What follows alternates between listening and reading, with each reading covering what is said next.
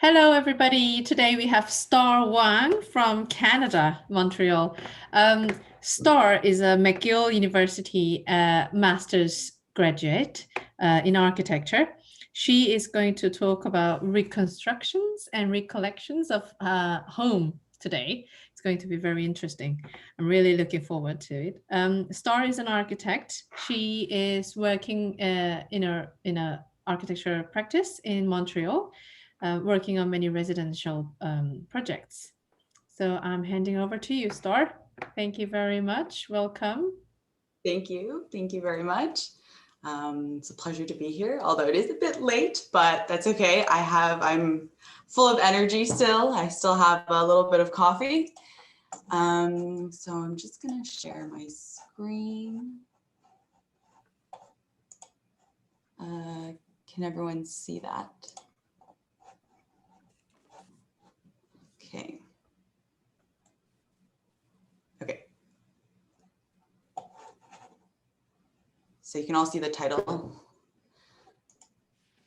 Okay, so today, like Minsun said, I'll be talking about my master's architecture thesis titled Becoming Recollections and Reconstructions of Home. So the thesis was completed over a period of a year, which was about 3 full school semesters, and it was completely self-directed with the guidance of an advisor. And much of the material here that I'll be talking about is what I call autoethnography, which is a slightly scary sounding word, but it's a method of qualitative research which uses anecdotal and self-reflective writing based off of personal experience to connect to wider themes like socio-political and cultural contexts. So really, that's simply put, it just means that I was looking sort of at myself and my own homes as a sort of a starting point, and I was using my lived experiences and my narrative to as the basis of my research. Okay, and there is a very young me in Beijing, and I'll just read a little bit of, I guess, a brief sort of synopsis of my thesis, which helps to contextualize the rest of the work. In the current age of accessible mass media, the curation and aestheticization of everyday life has dominated popular culture. Coupled with the unannounced arrival of a global pandemic, the emergence of an immaterial culture lends itself to the rediscovery and revival of self-reflective intimations. At a time when our lives exist extensively on the virtual realm and physical mobility is really at a standstill, our sense of place, particularly those which we occupy daily, our homes, have become seemingly more fragile. And so I will just begin off by talking a little bit about home, what I was thinking about at the time when I was sort of starting my research, why I was so interested in it. The context of the house is most significant because it's the environment where most of us have direct experience with. It's commonplace, yet complex and very, very personal. Home can also be a site of constancy and security, which provides sort of a spatial context where we can sort of inhabit and occupy, and even maybe construct our own identity if we feel comfortable to do so. And with the passing of time, a house can become a home, where I sort of define this as an emotional warehouse, wherein grief, anger, love, regret, and guilt, all of these emotions are experienced as a domestic geography. And one person I was reading quite a bit was Yifu Tuan's work. He is a humanist geographer, and he explains that images of the house are not evoked simply by its architectural characteristics, but rather by tactile aspects like contents and furnishings can also be experienced through touch and smell. So the space of the house becomes place as it acquires more meaning and definition, extending and occurring over time. The house is really a direct reflection of the self then. It's sort of like a container which contains our things and our memories and all of these like emotions that we feel. And so home is this context that I'll be investigating these themes. And some of the larger questions that I was thinking about was, well, how do you make a home? And when does a house become a home? How do we create these feelings of hominess? And I'm not going to lie, it was a very difficult subject because it is very elusive and difficult to sort of pinpoint and define concretely. It's not rigid. And I guess in the context of the pandemic, I mean, as we all know, on March 11th, 2020, COVID was declared a pandemic by the World Health Organization, and really all of our lives changed very dramatically. Home suddenly became this backdrop of our entire lives. It became a place where like work and repose sort of blended in. If you were living if you were a parent, you suddenly also had to become a teacher and a babysitter. And so we're all sort of managing these roles. And it really became a place which became even more insular and more bounded and privatized, which very much contained like all of these intersections and collisions of sort of like the messiness of life. And I'm sure that we can all sort of agree on this feeling of having just an endlessness because we didn't really know what was going to happen, an indeterminacy of sorts. And as a society, we could no longer differentiate between our days, from our weeks, and from our months. And I think this endlessness relates back to time. And I thought this picture, this image by Via Kilmans is very evocative of sort of this endlessness. Space and time are both innately linked. They're dimensions from which we measure our own selves against and our experiences against. And in his book, Space and Place, Yifu Tuan marks time as asymmetrical, as it's really biased, at least in North American culture, towards the future. It's one directional. And the framework of time acts as this matrix that holds everyday life together, even though time itself is not material. So what happens when this framework sort of falls apart? And if we're constantly facing the future, what do we do when our future is challenged? And perhaps this is now the time to sort of orient ourselves to the past.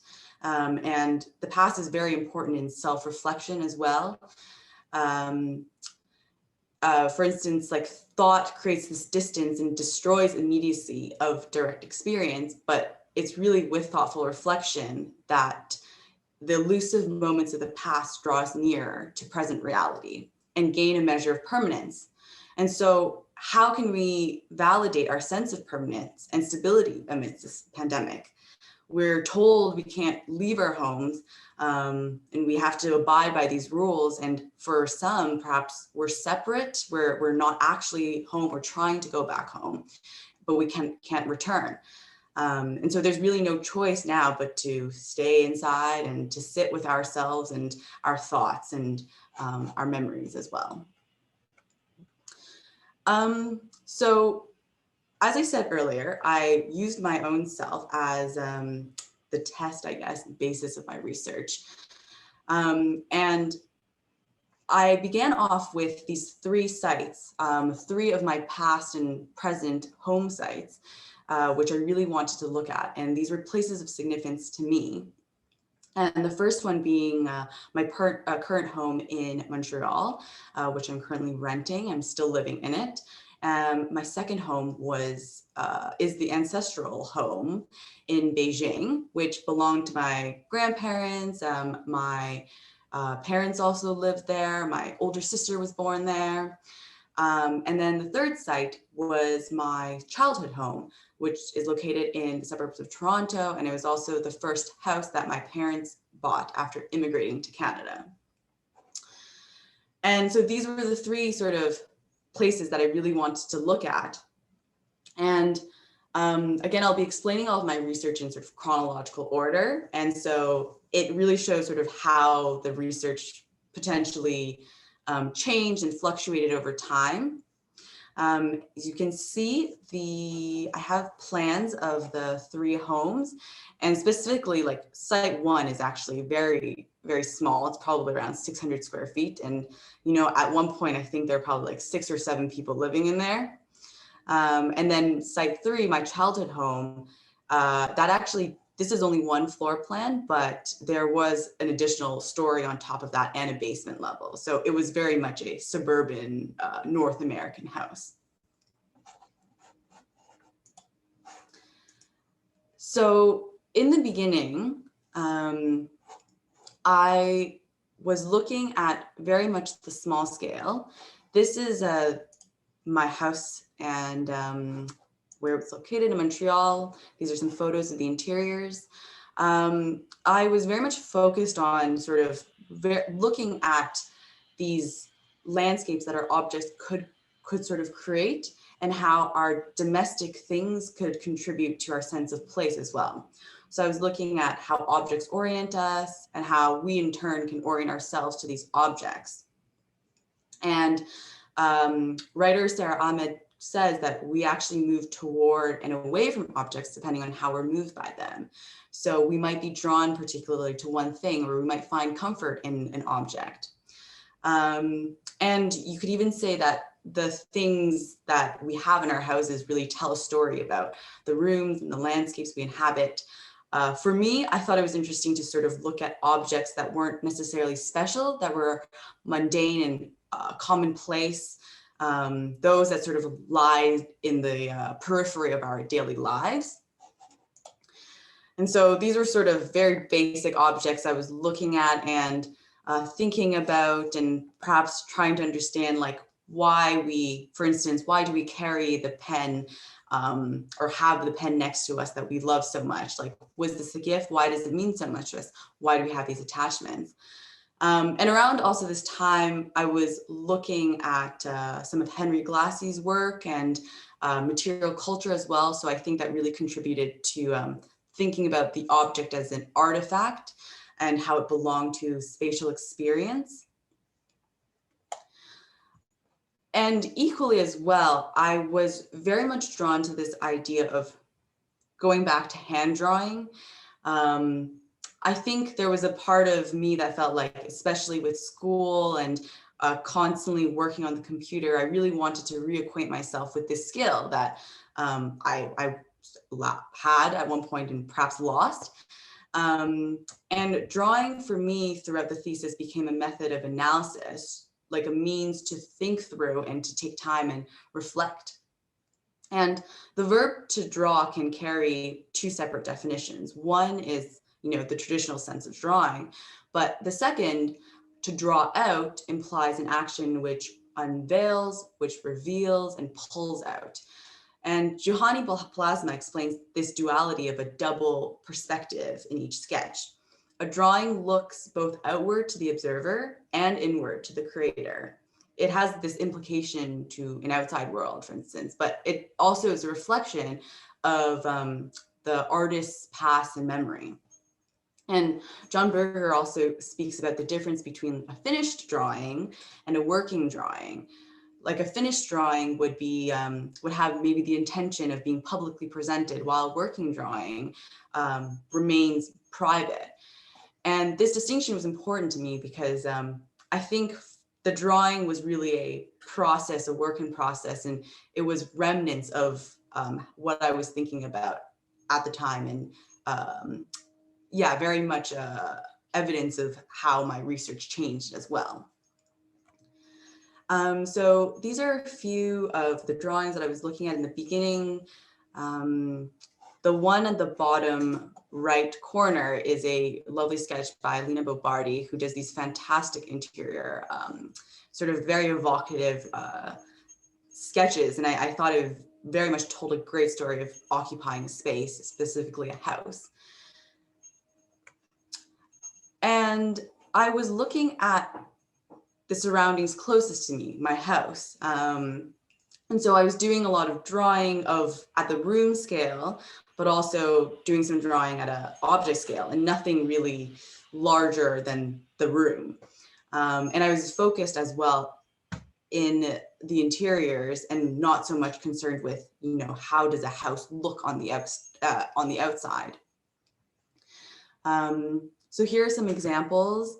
I set up lots of different exercises, drawing exercises for myself, because in the beginning I was just trying to understand exactly what I was searching for.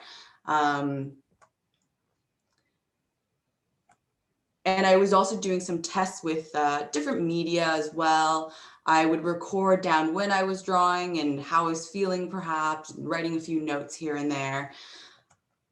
I also did send some exercises to family members and friends just to see, what came back to me, ask them to draw their homes. I was drawing things in context, and also doing some drawing, but also writing and kind of going back and forth between these two things. And also writing largely about, the home and reading about it as well. I also visited some of my friends' house. For instance, this is John's house. I was doing some drawings there. And yeah, there was quite a bit of work that also hasn't really been shown here, but it was very much me searching for something. And out of these drawings emerged a very long horizontal scroll. So by this time, I was at the end of my first semester. And it was an unrolled elevation of my living room. And I was just on this floor for about 2 weeks, just drawing. And you can see the wood planks of my floor showing through. And this slowness, this passing of time led to some deeper self-reflection. And I realized that perhaps I'm trying to capture something intangible in my drawings. And maybe it's not just the objects that I really want to be looking at, but also something larger than that.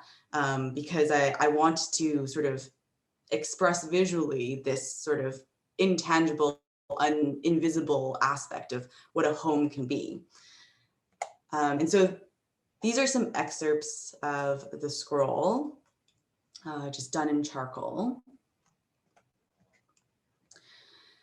And so that was the end of sort of my first semester. And following that, I was lucky enough to be able to go to China for a while. This was before COVID, obviously, so travel was very, very possible.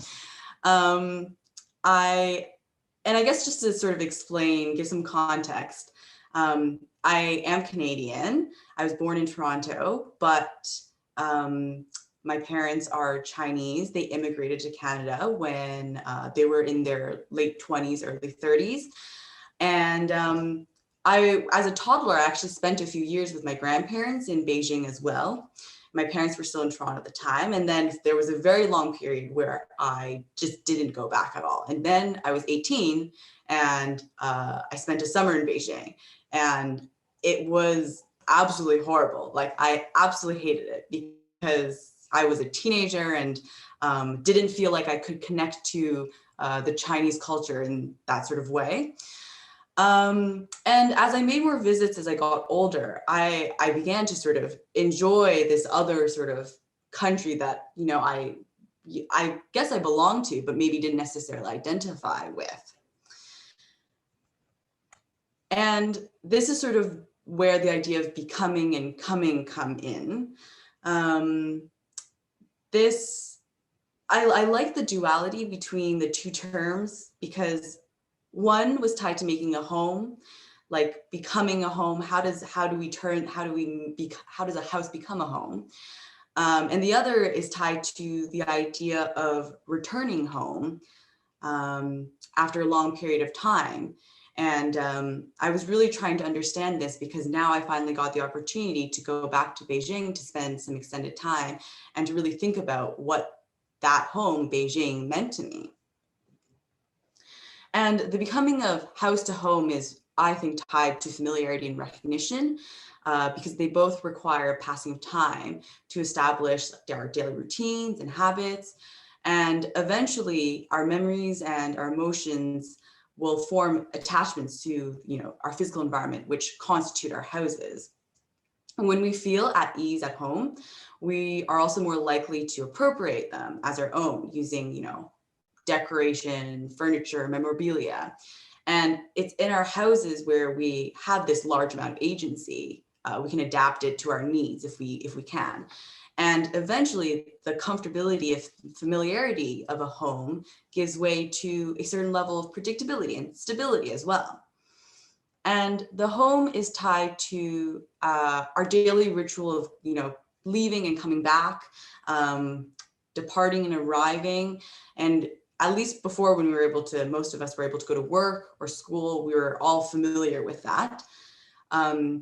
Critic Lucy R. Lippard says that the lure of the loco is not always about a place or origin and return. Sometimes it's about the illusion of home as a memory. And the act of coming then refers to both the act of physically returning to one's homeland, but also the figurative sense of returning through recollection, which is kind of a big recurring theme. When we choose to leave our places of origin, it's often tied to these deeper concepts of belonging and maybe our sense of security. Sometimes we're forced out unwillingly. And maybe we don't feel like our home country can really provide the things that we want. And it becomes natural to have some unresolved feelings about this. But eventually with time and the creation of new memories, that allows our perception will change. And eventually new meanings are also inscribed to the house. And Yifu Tuan also says that home really lies at the center of our life, and it connotes origin and beginning. So in that sense, then becoming and coming is tied to being rooted, being grounded. It's knowing that we there's a sense of familiarity through long residence. And I said this before, but for some, returning home is also not necessarily a pleasant experience. Maybe as time passes, we actually identify against our origin and we situate ourselves against our old ways of belief, our traditions, our old ways of thinking. And I think especially now with mass globalization and all of these improved technologies, we are kind of suffering from uncertainty, and also with COVID as well. So we are challenged really, we're questioning constantly our true nature of place and belonging. Do we stay here? Is this our home? Do we feel comfortable? And before I continue on, I will actually play a brief video. So bear with me for 1 second. It is mostly, it's a quick slideshow of my work that I did in Beijing members. So hopefully the audio works.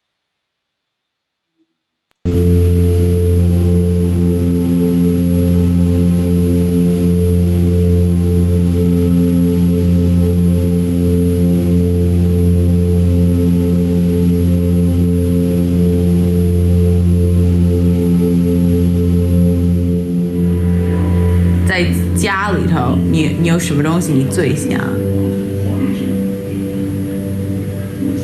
像在外语学院那个家。外语学院。想外语学院。想外语学院干嘛？你想吗？不想。想外语学院干嘛？外语学院我也没在那儿工作。我说你跟那套房子。那套房子啊？那套房子你觉得是家吗？还是不算？没有。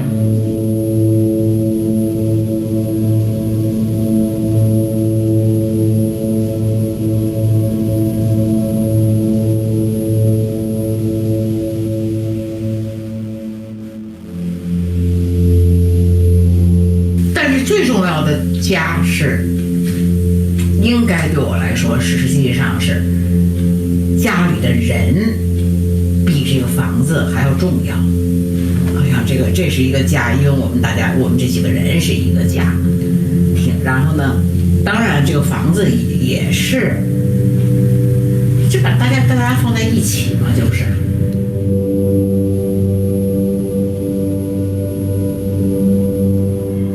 现在最想就是你们啊，你哦，那你每天想我们？想你们，就想你的衣服不知道拿没拿，你跟你舅舅说好没说好，怎么去？对，那个就想这些事儿。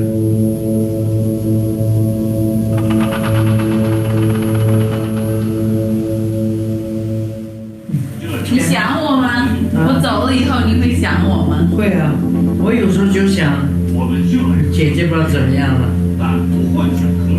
两个人，你说我们两个人的关系是吧？像我和姐。哎，你，不是就想你姐姐不知道怎么样，想你妈不知道怎么样了，也想你不知道怎么样了。就是现在呢，你看见我了以后，你觉得我怎么样？那你怎么想我怎么样了呢？他不管你。以为我看见了，所以他现在他也不管他也不管我，因为你知道我怎么样，是吗？我不知道你怎么样，你自己弄得了不了，弄不了自己。我不是弄不了吗？我也没有饿着。这几个月哦，我们给你买了那个小的西红柿。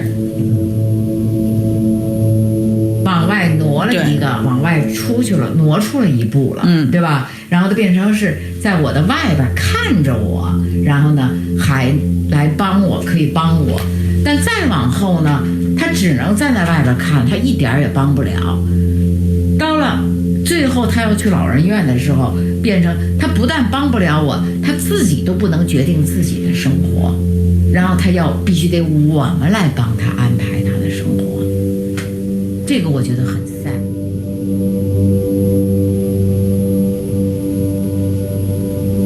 因为就是这个就意味着我个人的能力的丧失，我个人不能再做很多很多事情，所以我必须得放手。这时候我就会意识到，就这些事情会提醒到我的年龄，我变老了，我管不了，我弄不了这么多东西，我必须得放手。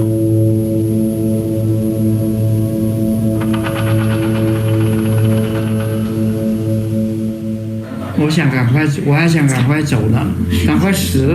为什么？整天这样的没意思。那如果到底93了，你知道？我知道。其实我觉得你现在还挺行的，像我们两个人可以说话，对吧？那你赶快死有什么用？一看在下面一看，全是些老人，有的走路都不方便。我也叫我自己走也不行的。我们两个人，如果我做了那个人，他推了，要出去走也不行的。不放心的。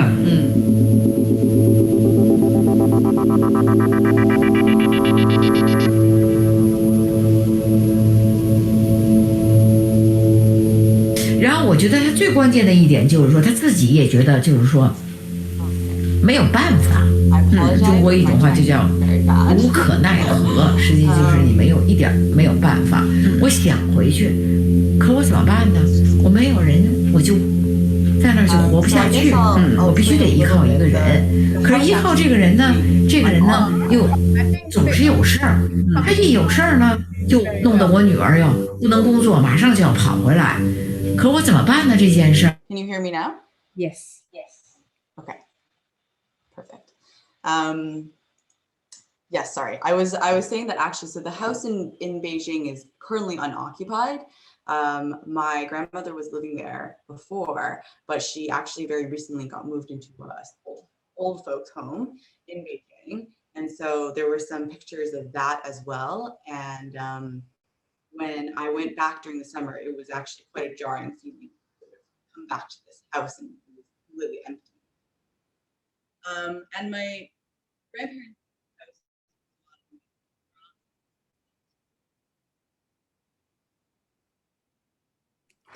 Sorry, I can't hear you. Is it just me?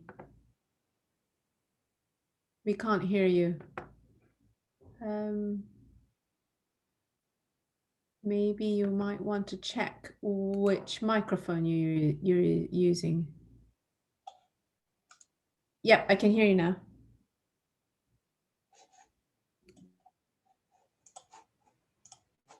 Okay, can you hear me? Perfect. Okay, so yes, so my grandparents' house, it was a ground floor unit. It's part of this 6-story building located on the campus of a university. And as professors, they were actually given this building by the school. And I thought it was very interesting because when I asked my grandmother about, her home, she really didn't consider this apartment as her house or her home. And these are just some pictures of the surrounding neighborhood, the entry of the building, some of the interiors. And it was during this time that also my research really rippled out and extended from, I guess, just the interiors outwards to larger notions about familial history and cultural heritage and also personal identity, because those are also very inherently linked to what we define as home. And suddenly home wasn't just this landscaped interior within 4 walls, curated with some objects, but rather it sort of situated itself in a context and a network which we identify and associate ourselves with. And especially for me, I think as like a child of an immigrant family, I think there's always some questions about identity, and just because I'm straddling 2 cultures. And it became suddenly more complex, I think, at this point. So this is just some work again from a plan of the apartment, and I was still looking at a few, looking at objects as well during this time. So looking at the areas in the apartment which were densely occupied with things, and perhaps why there were so many objects there, and if they held any meaning or significance to me and to the family as well. And I was doing some writing and sort of almost indexing of all the objects in the house to sort of understand what it was that, what's filled in this apartment. And also around the same time, I was doing a lot of writing and less drawing. So I started a field journal, which really helps me sort of think through and process some of my findings and observations in Beijing. I was documenting these larger ideas of home and heritage. And I think especially with the house being empty, I had sort of very residual feelings of, well, what is this home if there are no occupants in it? What does that mean to me? And every day I was pretty much writing a little bit. I will read a little bit of an excerpt from June 19th, and it talks about the Chinese character jia. And yes, so jia in Chinese means home, and it looks like there's a little hat on top. It represented as a roof that encloses a mess of entangled complex lines sitting beneath it. Strangely enough, this mess of lines is pig in Chinese. The term family in Chinese is also jiating or jiaren, which can be literally translated into home people.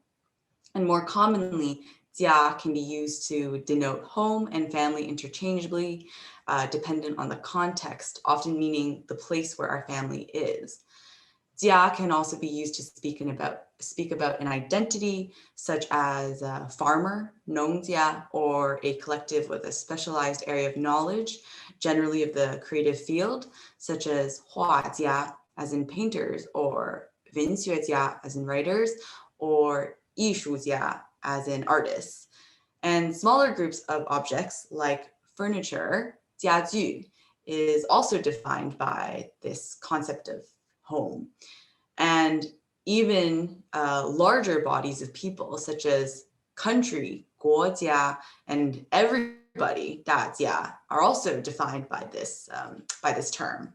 And so while I was in Beijing, I was speaking a lot with my grandmother and visiting her in the old folks' home, and I was trying to understand, what her idea of home was.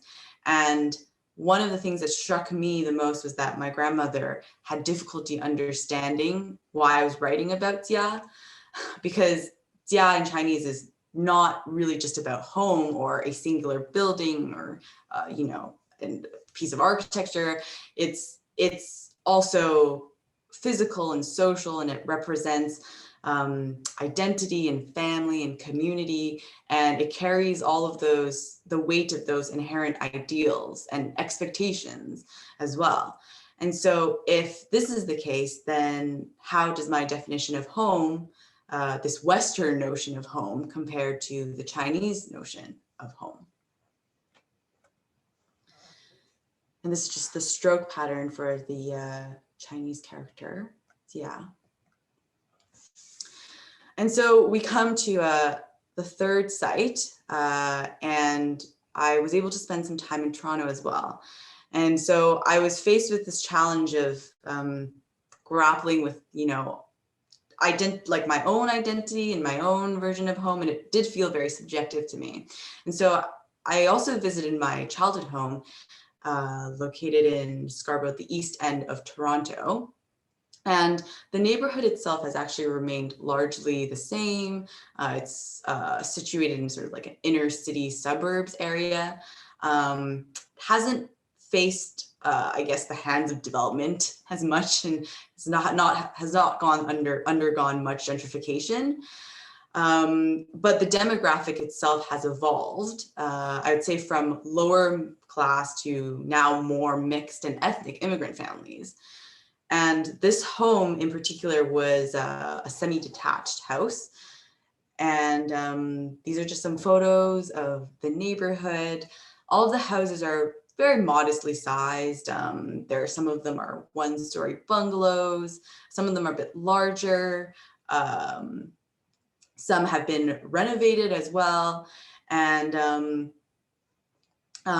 there's also, I guess, evidence of like Canadian pride. I don't know if you can tell, but in one photo in the top right corner, there's a house with a Canadian flag as well, which is not very common here. So there's a sense of patriotism, I guess. And this home was the first house that my parents bought with their money after they immigrated. And it was the place where I spent the majority of my childhood as well. And these are photos of the interiors, very sort of late 90s looking, of course.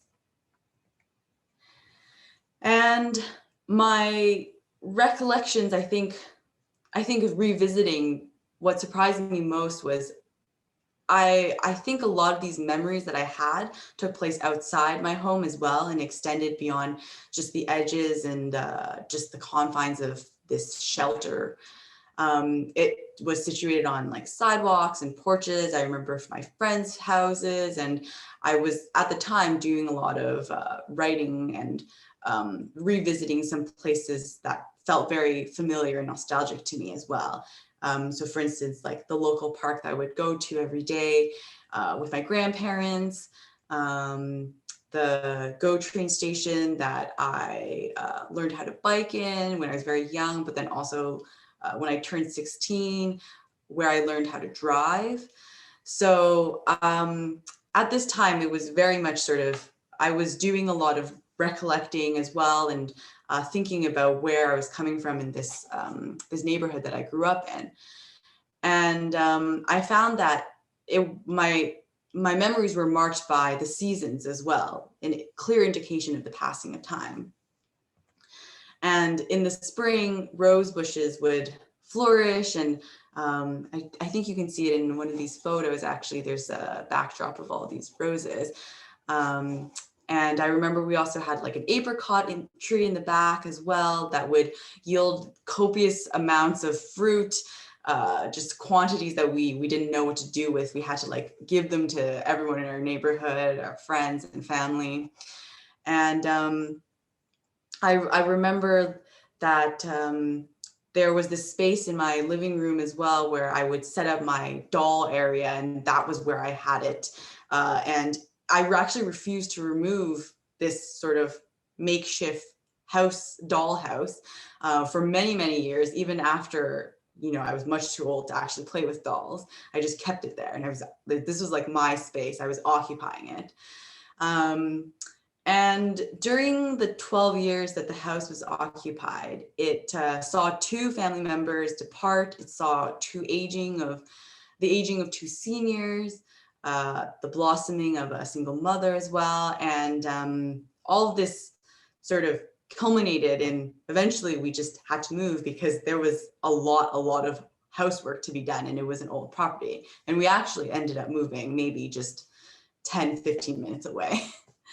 And I was deliberate about reconstructing the home through photos and memories. So for instance, I was looking at different spaces, rooms in the house, and thinking about each corner, looking at the photos and trying to remember what occurred in, you know, one corner of the house, and also remembering, you know, how the space would change. So for instance, the dining room, I often would set up the dining chairs in a way that was fun for me. I would create a fort and I would hide in it, and it was this sort of wild playground for me.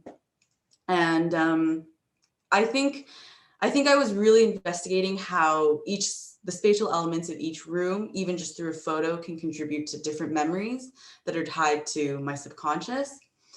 And during summer, I also conducted interviews, like I said, with my grandmother. I was talking to my uncle as well.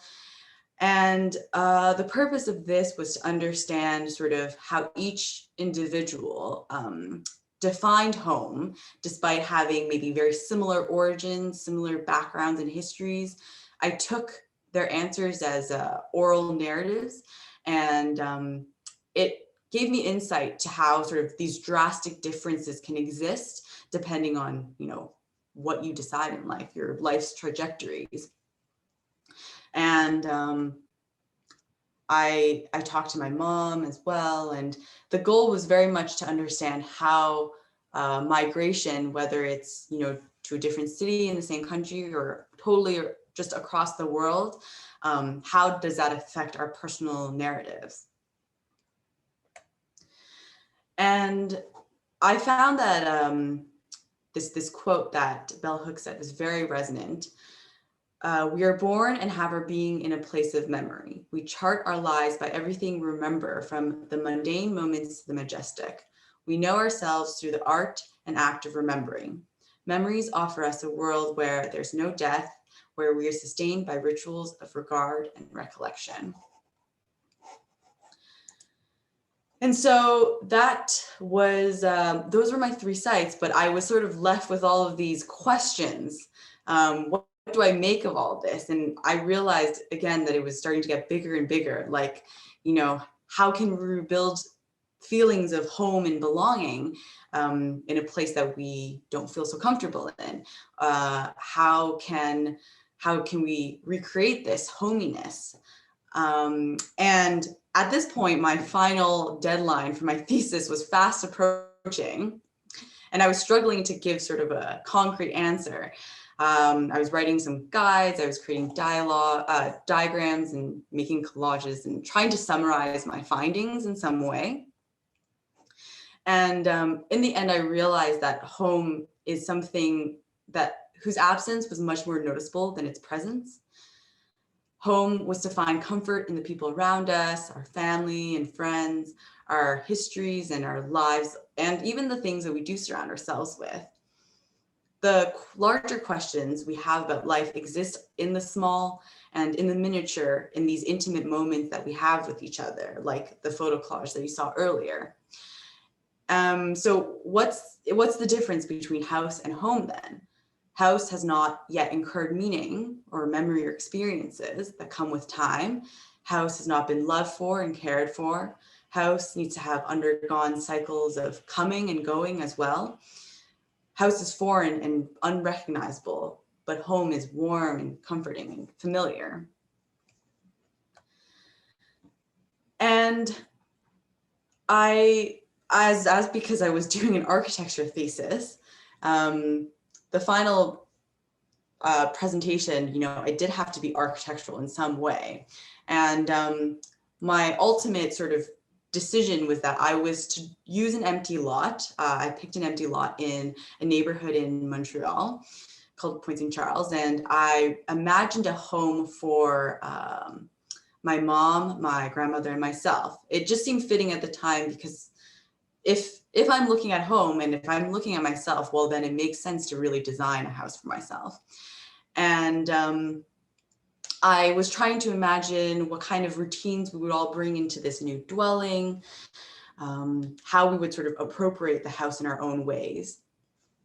And so this is where that pink rectangle is. That's the empty lot, and just some site photos as well. It's very neighborhood oriented, very quiet and just calm as well.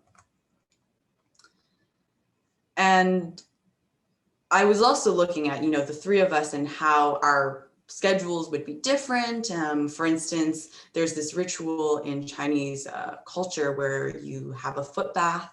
And so for my grandmother, this was important to her. She did this daily. So I wanted to make sure there was space for that. My mom loved plants, and I wanted to make sure there was an area, garden or courtyard for her to occupy and to make her own. And then there was also the idea of coming back to drawing as well, because I really did want to fold that back in and sort of come full circle with it. This was the material palette, and I was using the color red. Again, as you probably know, red is a very lucky color in Chinese culture. And then there was also the idea that I want to bring back the scroll again, because that also has a certain meaning and significance. And so these are some process photos. I essentially planned to have 3 very long scrolls, about 30 feet long, each representing the 3 of us. And it combined our narratives into a cohesive but separate reading of our futures. So the scrolls were meant to be read vertically, although at moments our narratives might align so that you can read it horizontally as well. And I've deliberately put this in a very, very tiny format because I guess the intention is less to look and examine exactly what each picture is, but more to understand like how I was planning this and exactly what I was thinking about at the time. And so the top third of the scroll was very much a reconstruction of I guess our lives, a retelling of our intertwined sort of narratives.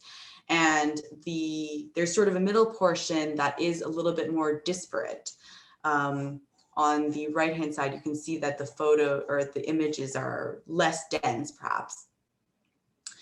And that's also because at that point, we all sort of move away. My grandmother moves back to China. I move out because I go to university. And our lives sort of take these different paths. But then the third part of the scroll, the last third of it, focuses on the new house, which I end up designing for them and becomes sort of more architectural in nature. So the images are a combination of both architectural and not so architectural hand-drawn images. And just for a scale, sort of that was the final thesis presentation. And this was actually a list of an indexing of all of the different drawings that I had.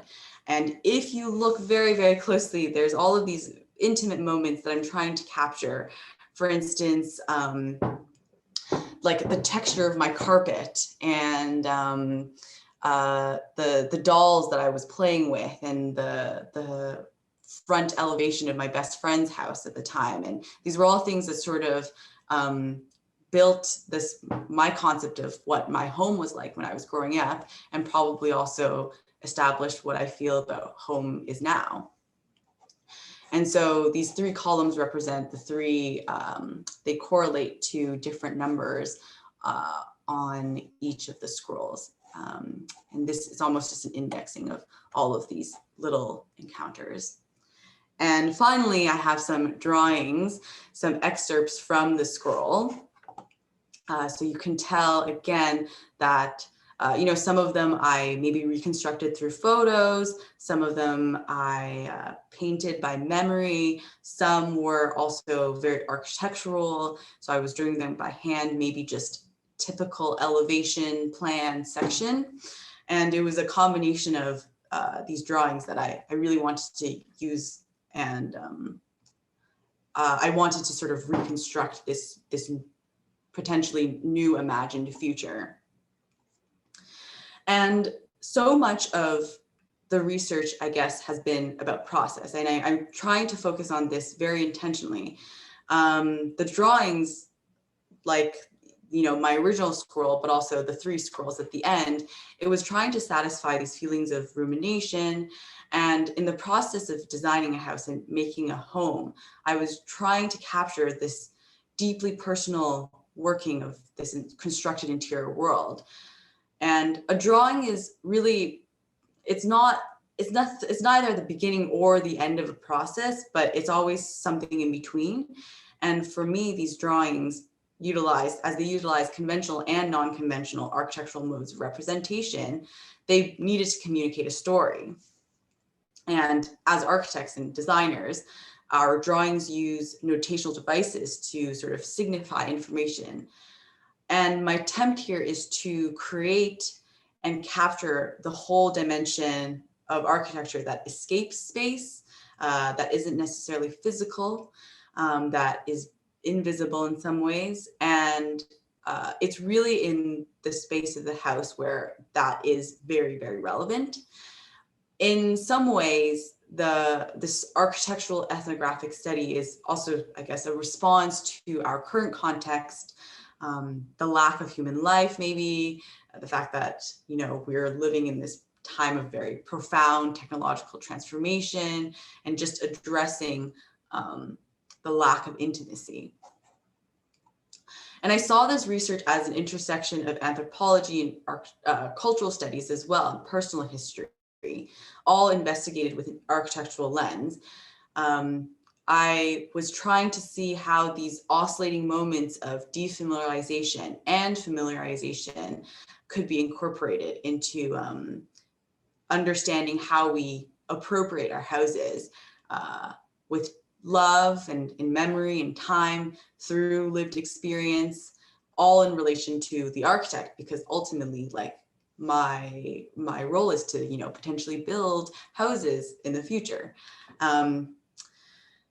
And so this was a sort of guide or manifesto of some sort that I wrote somewhere midway through. And I was really trying to summarize exactly what I found home to be. And I'm not going to read this necessarily point by point, but it was just this attempt to sort of definitively put into words what my research was about. And I guess at the end of this, I'm going to leave you with this one last question about, like, as I guess young burgeoning designers, architects, how can we inspire love for one's own home? I began with referencing this becoming of a home earlier this year. Well, it was, last year, but I defined it as a becoming, a passing, the transitional period of a house turning into a home is linked to the passing of time. And becoming can also be used in a complementary manner, as in describing a person's appearance as well. But perhaps it can also be defined as a becoming of myself And this becoming, which I define as really the excavation, the study of oneself through all of these minor and major changes in life, is what allows us to better understand our own notions of home. After all, home is biased to one's own identity and history. And if we want to design, inspire love for one's own home, perhaps it is better to understand ourselves. Thank you. Thank you very much. It was really very touching. And it really makes me actually look back of my youth and the past homes. It was very interesting. We normally, as I told you, we get questions over the email. But today,